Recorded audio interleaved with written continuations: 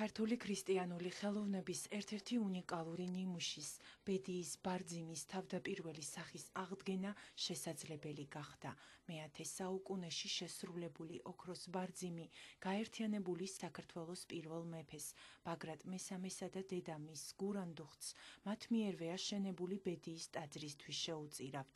ბარძიმმა ჩვენამდე არასრული სახით მოაღწია და დღემდე არ არსებობდა ფოტო ან სხვა რაიმე დამატებითი ინფორმაცია მისი სრულყოფილი აღწერილობის შესახებ.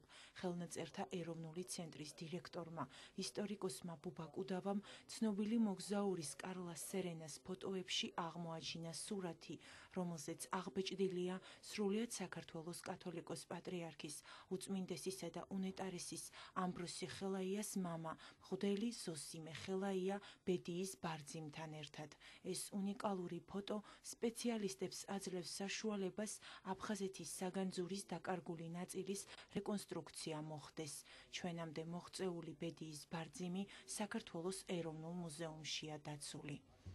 ახლახანს სრულიად შემთხვევით მივაკვლიეთ ერთ გრავიურას უცხოეთში გამოცემულ სტატიაში, სადაც არის გადაღებული, სადაც არის დაფიქსირებული არა მარტო ბარძიმი, არამედ მის გვერდით ფეხიც, რომელიც ხადია უნდა იყოს ამ ბარძიმისა. ეს საშუალებას გვაძლევს აღვადგინოთ პირვანდელი სახე ბედიის ბარძიმისა.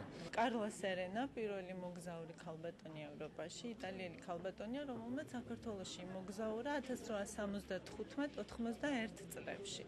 ძალიან ბევრი მნიშვნელოვანი ინფორმაცია დაგვიტოვა საქართველოს შესახებ და განსაკუთრებით იმითი არის საინტერესო, რომ პირველი მოგზაური არის, ვინც ფოტოები გადაიღო აფხაზეთში და ამ პერიოდის ფოტოები დაგვიტოვა.